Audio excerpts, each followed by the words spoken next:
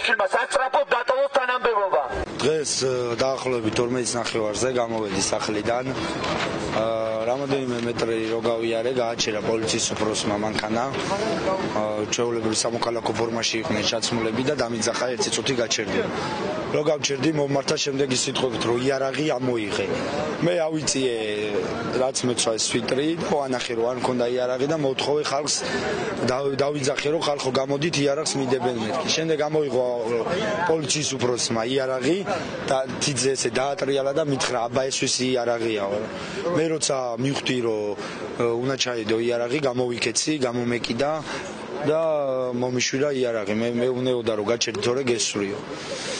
შემდეგ შტაბამდე ჩამოვასწარი და შემეშვნენ და ხალხი იდგა იქ და ვეღარ მოახდინეს ჩემი დაჭერა. რას მოითხოვთ? ჩვენ მოვითხოვთ რომ ეს ბანდიტი, ეს კრიმინალი აუცილებლად გადადგეს.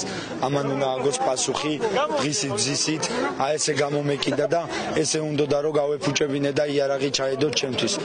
მაგინებდნენ, მასთან ერთად იყო კიდე მისი მოადგილე და 2 თანხმლები ვერ ვიცანი, ყველა იყვნენ სამოქალაქო ფორმაში ჩაცმულები.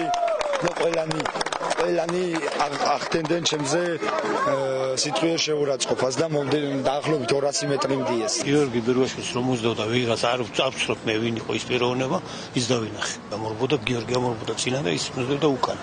მე ის გატრიალდა უკანა, მანქანაში შეძდა წავიდა. და გიორგი ქვეით წამოვიდა.